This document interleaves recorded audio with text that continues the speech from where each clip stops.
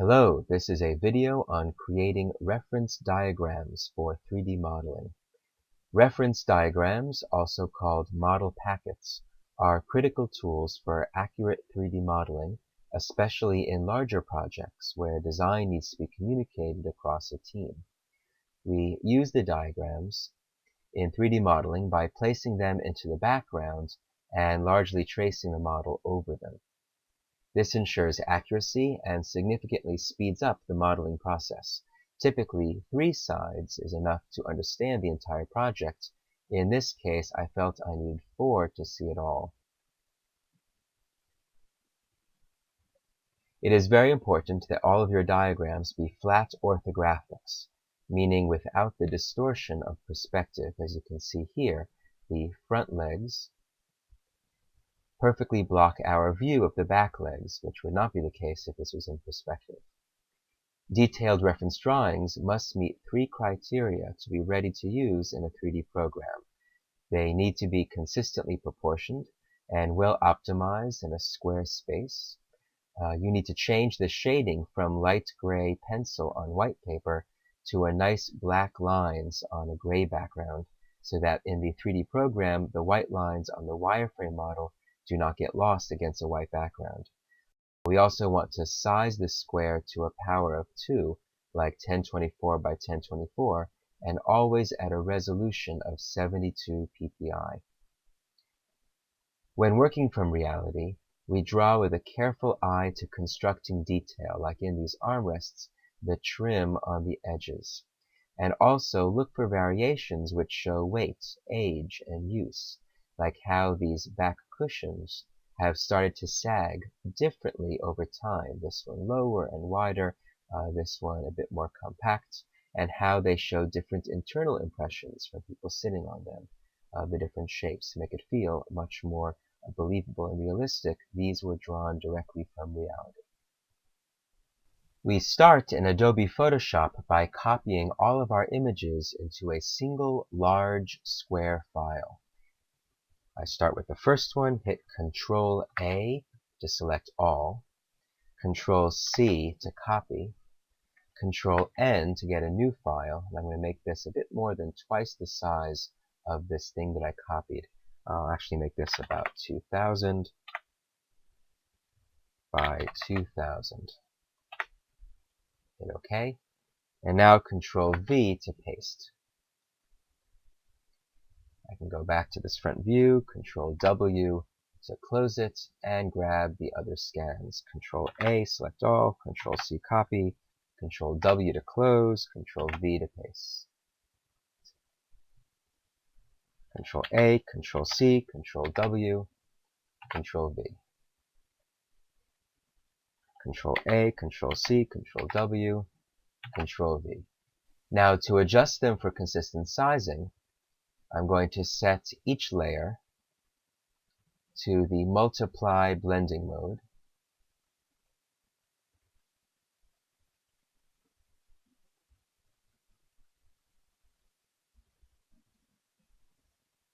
So I can easily move them around and have them fit nicely with each other.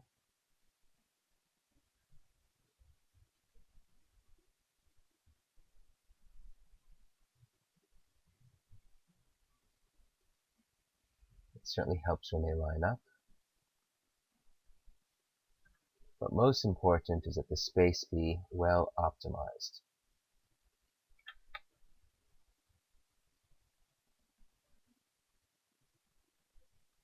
These were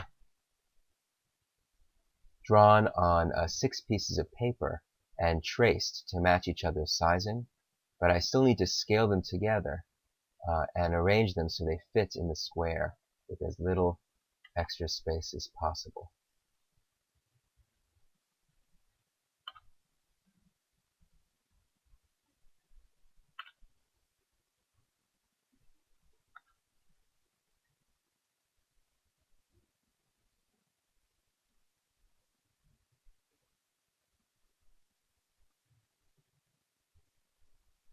Nudge that over a little bit. Pretty good.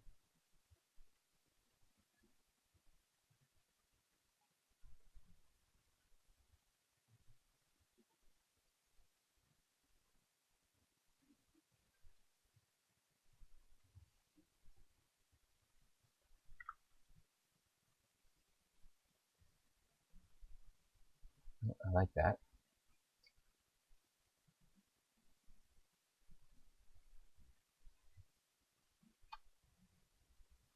I'm holding down Shift for this crop to make sure that I stay in a square.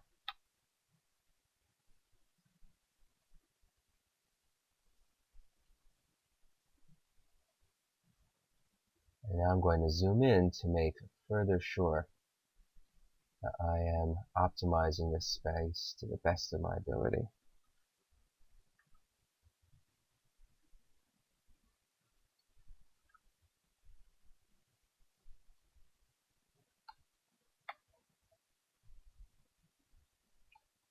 By removing the extra content in between the objects so as to have a bit more room.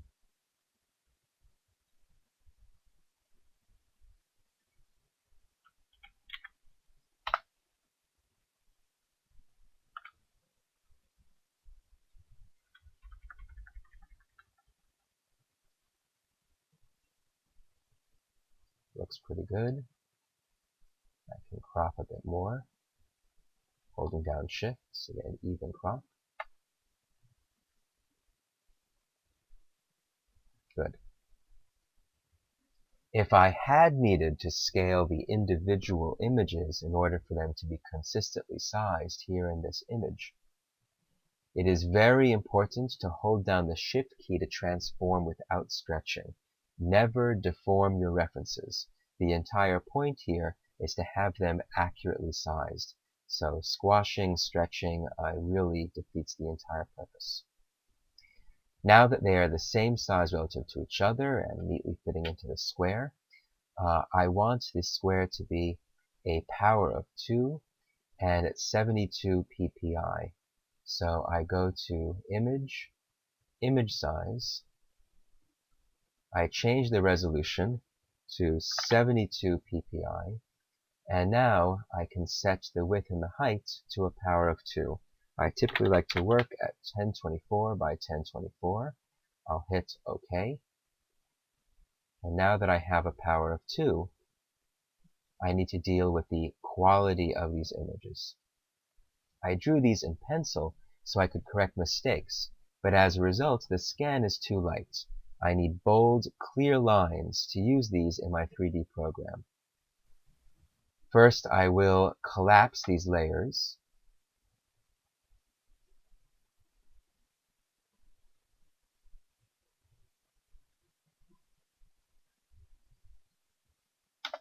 And now I will duplicate this layer and set the blending mode to multiply, which instantly gives me darker lines. It also gives me some gray artifacts of the paper.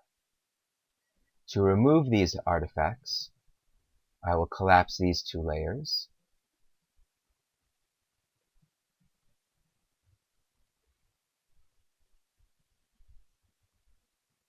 And then go to Image, Adjust, Levels.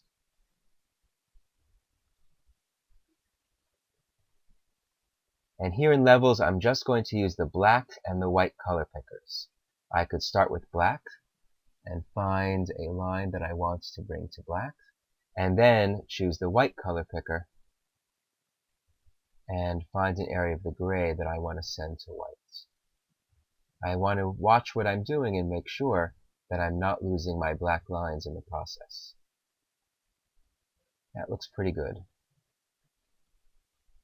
I can do further cleanup here, making sure that I'm actually using white, hitting the end brackets to increase the size of my brush, holding down Shift to draw a straight line.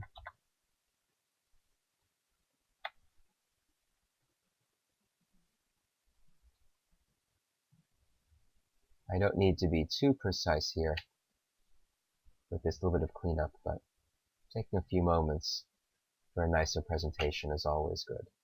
Frequently, these model packets can be used in a 3D portfolio either next to or even behind a rotating model, to show that they are worked accurately from diagrams. So it's nice to have clean diagrams. Now that I have black lines on a white background, I need to change the background to gray. In a 3D program, the wireframe mode on objects typically creates white lines. These would disappear against a white background. So changing it to gray. My favorite way to do this is to create a new layer,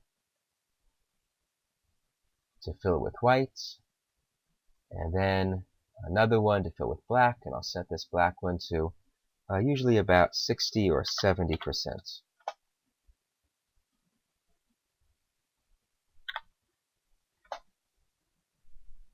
A nice gray.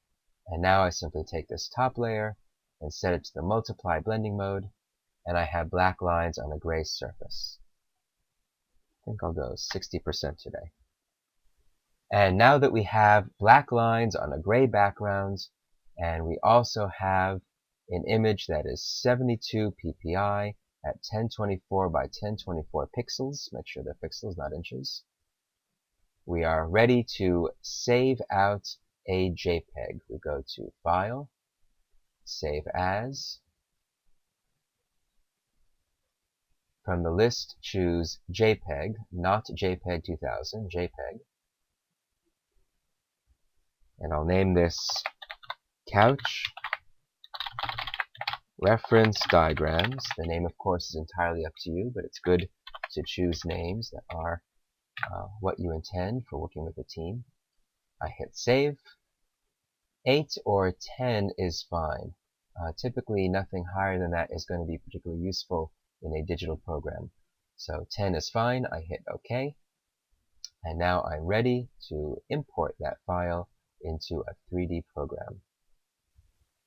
Now, in a 3D program, in this case 3D Studio Max by Autodesk, I can import the reference diagrams typically in two ways.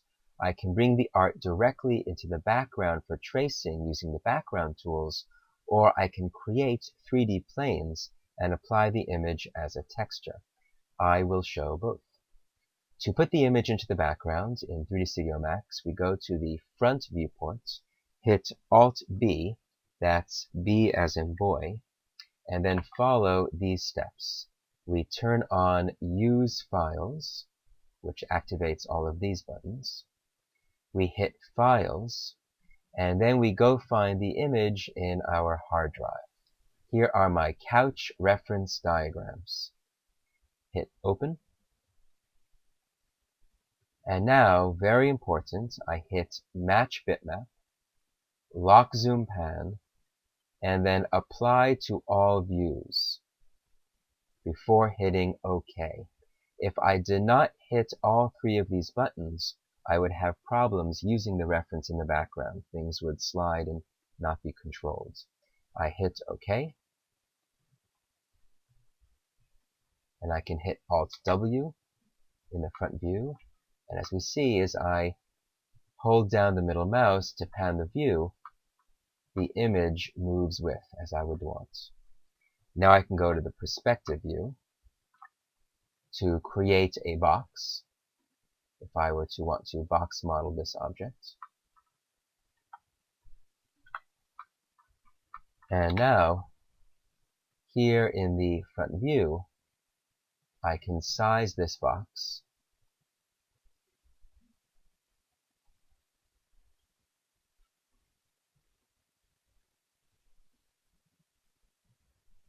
Let's say I wanted to get the space in between the armrests. I can size it really accurately. I can hit F3 to use wireframe and still be able to see the background image. This side view really should have a dotted line to show the size of these parts in this view. But what I can do is create an instance copy, hit F12, or right-click on the Rotate tool up here to get my transform type-ins. In the Offset Z, hit 90 degrees. Oh, that's move. Rotate. In the offset Z, hit 90 degrees. And then back in the front view,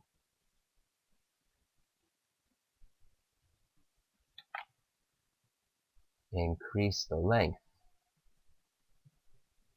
to match.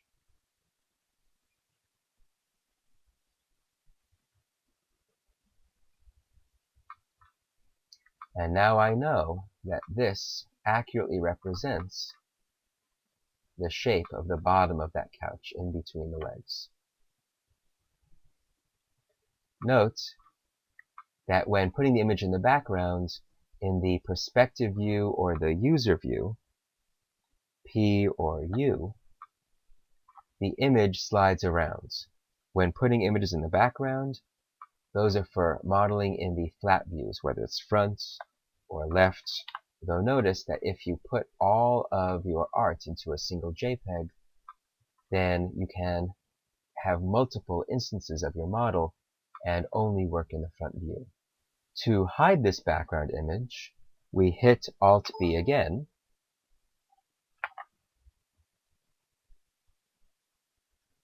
and switch this from Use Files back up to Gradient Colors or Solid Color.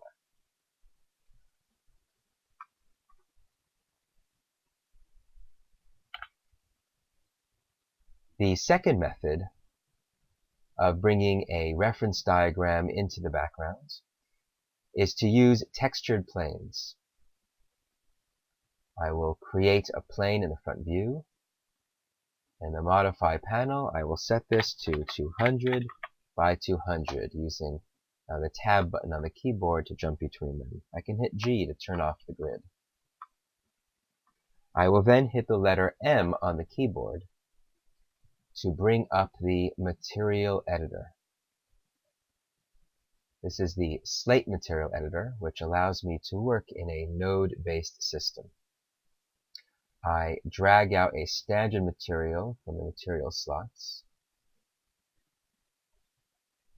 and then find diffuse color, which is the main color art, and wire out a connection to a bitmap node. The bitmap node allows me to access the hard drive.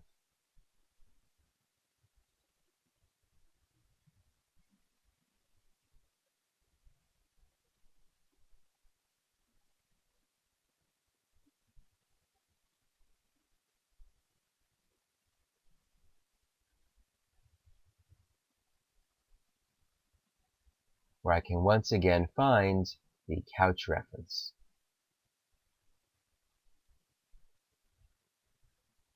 If I double-click now on this material, I can set it to two-sided and turn on Show Shaded Material in Viewports.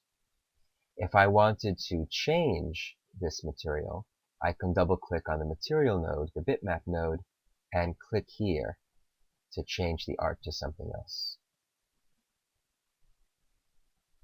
Now I can select this plane, and I can wire the material to the plane, close the material editor, and the art is on the plane. I can hit Ctrl-V to duplicate and rotate this 90 degrees in the offset world.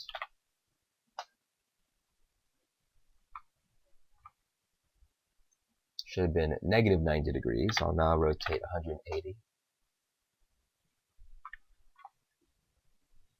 And now I can create a new box.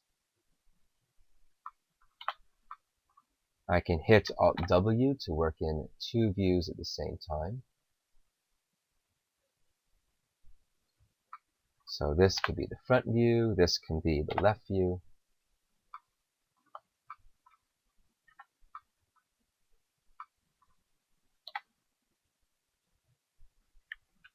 Alt-B again to remove the image in the background.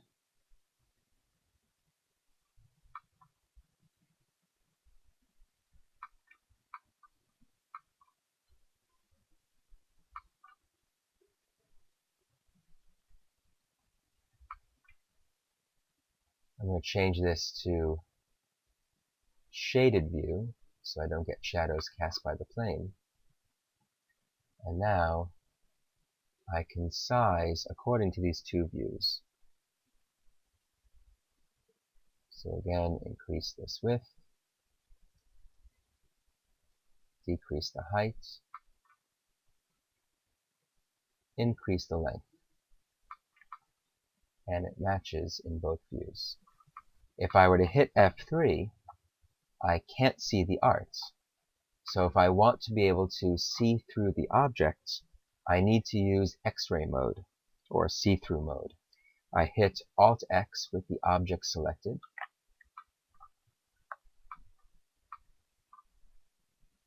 and if I want to see the wireframes through it, I can hit F4. F4 plus Alt-X. And so now I can see the art through it and work fairly effectively.